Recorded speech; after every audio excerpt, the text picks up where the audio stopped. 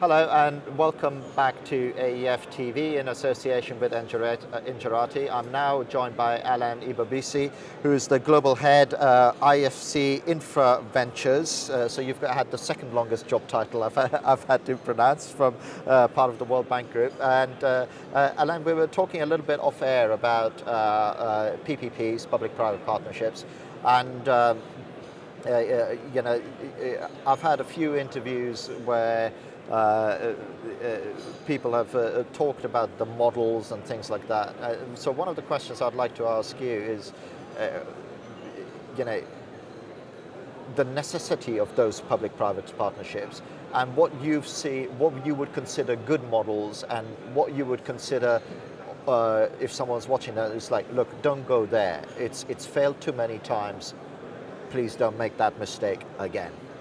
Thank you. Thank you very much. I think PPPs have been discussed a lot, but in the context of the energy sector in Sub-Saharan Africa, this is really how the issues will be addressed, how the issue will be solved. And the reason for that is that the investment requirements in the sector, energy sector in Sub-Saharan Africa, are extremely high, and neither the public sector nor the private sector could solve these issues alone. So there has to be a combination of private sector and public sector contribution to address the issue. And in terms of the models, to be honest, there are many different models, and each country has to try the model that fits the best to the countries.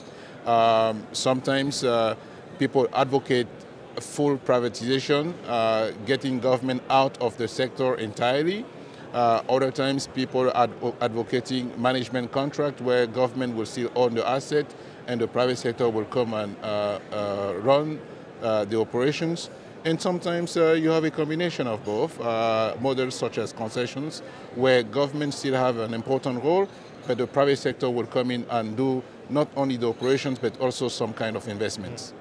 You know, across all those models, it's kind of like, so what you're saying is there are all these different ways of doing it. You've got to really look at what's right for your country or your situation. Yeah. So that's a bit of an open-ended thing. That is correct. But if someone was saying, right, okay, we really need to look at this PPP thing, what would be, if you could give them sort of 3 points of advice, say, yeah, please do these 3 things in that process, what would those be? Okay, that's a good question. It's very specific. You would have to look at the segment of the market that you're trying to address first. Again, stay in the power sector. If you go for generation, a subsector in the power sector, I think one may argue that in the generation subsector, the private sector now is capable of financing most of the investment requirement in the generation subsector, certainly when it comes to thermal generation. Now, some big hydro projects will still require both the private and the public sector to be involved. But let's take the generation thermal power sector. Now, the typical model is the model of IPPs, independent power projects, whereby the private sector will come in and finance the project in a special purpose vehicle and then sell power to a utility through a power purchase agreement. So this is a typical model. What I would recommend to government who wants to come in the IPP sector, I would say, look, if this is the first time that you're doing it in your country, seek advice from countries or experienced advisors that have worked in this type of transactions elsewhere and try to adapt it to your own circumstances. But there is a lot of experience across the world on IPP framework. Critically important is to have a clear government commitment to doing it, not only from the Ministry of Finance, but also from the line ministries, and also to select partners, players with experience and the strengths to put those transactions together. So you're collaborating. What a lot of people say is what you're essentially saying: make sure you build the right team and get the right advice and things like that. Another thing I wanted to pick up on is just quickly an off-air discussion where you mentioned that actually, in your view, there is enough private sector will and there's enough need for generation, but you made the comment, where are the projects? Yeah. So let me ask you the question, where are the projects and why do you think you've been prompted to make that observation?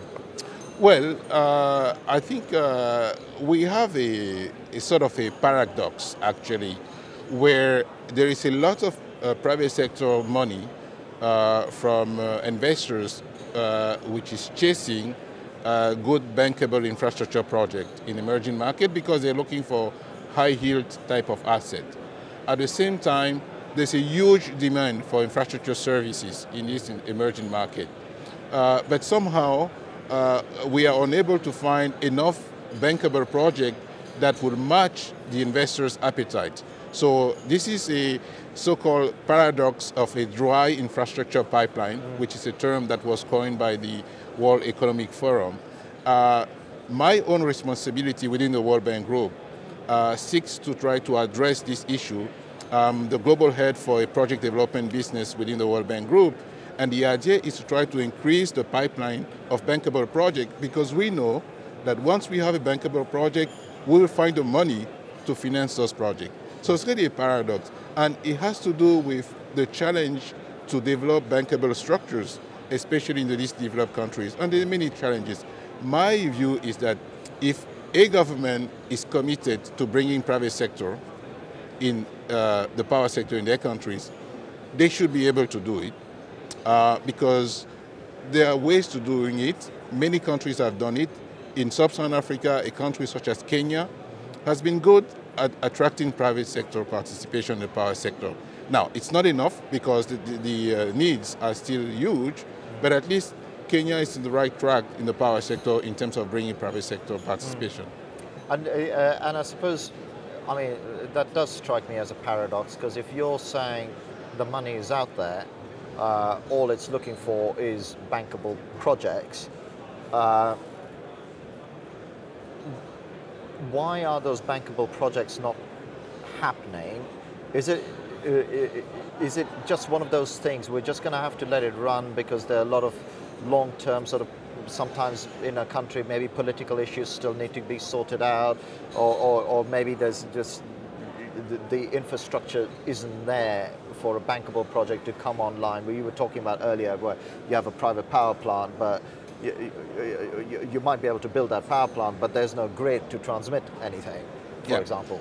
I do believe that there are ways to address these issues, and many countries have been able to substantially increase the number of private investment in their power sectors through the creation of more bankable projects. There are ways to doing that.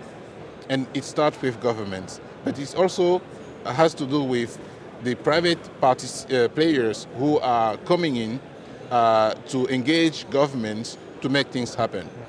Finally, the development financial institutions and the World Bank Group could also play a role in assisting government create enabling environment that will attract investors and actually help create bankable structures. And I do believe that it has to start with governments, and we've seen that in other regions. I mean, in Latin America today, there are quite a lot of bankable projects which are getting financed. We're seeing that in Asia as well. And indeed, in Africa, South Africa last year showed the example as to how you can actually create a number of bankable projects that will get financed with the renewable IPP program in South Africa, which was quite successful. Really, over many years, people didn't believe that South Africa could pull it off. But it took a committed government with a committed team, good advisors, and the interest from private sector to create what I believe has been quite successful.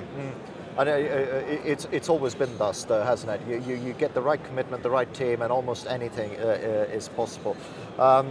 In terms of your activity, what are some of the projects you guys are heavily involved with at the moment that you think have got sort of, you know, in your mind, good potential? The International Financial Corporation, which I represent today, which is the private sector arm of the World Bank Group, we have a fairly active pipeline of projects in Sub-Saharan Africa. We want to do more. but we're already achieving targets which are reasonably interesting. We moved from an annual investment commitment of a few $100 million to more than $1 billion today. So our target is to invest over $5 billion in the continent infrastructure sector over the next 5 years. And we actually can do more. We have appetite for doing more than that. But indeed, those numbers are substantially increased from what we were doing before. Can I ask you just a separate question, only because it's come up a number of times, and we're kind of coming to the end of our time here today, and I feel you may be able to give some insight into this. So when we started these interview series, every once in a while people talk about Inga, and we're now phase 3 of Inga, and it seems to me you get 2 reactions to Inga. One is yeah, you know, we're talking about it, so it'll never happen reaction. The other one is, it could happen, but we don't think the right, you know, what you were talking about earlier, the right team, the right will, the right people, and all. So what's your view on where it is? Because clearly enough people are talking about it, so there must be potential in it, but do you think it's ever going to manifest itself? Well, there are 2 Ingas. You talk about Inga III and Grand Inga. I think Grand Inga is much longer term, but I believe Inga III, which is a 3,500 megawatt project or thereabout, costing about $80 billion or thereabout, I think can get done. I think it can get done. It will require an anchor off-taker, either ESCOM or a big industrial off-taker that would take a substantial portion of the power and still leave enough power for the population, for the public sector in countries. But if you have a good anchor off-taker, I think there will be ways in which the project can be financed. And certainly the World Bank on the public sector side is now re-engaging with the Africa Development Bank and other donors to find a way to create the conditions for making this happen. I certainly believe that we will see Inga III implemented. I don't want to put a target, but we will see Inga implemented. So I put you in the cautiously optimistic camp. That is correct. Yeah. Perfect, perfect.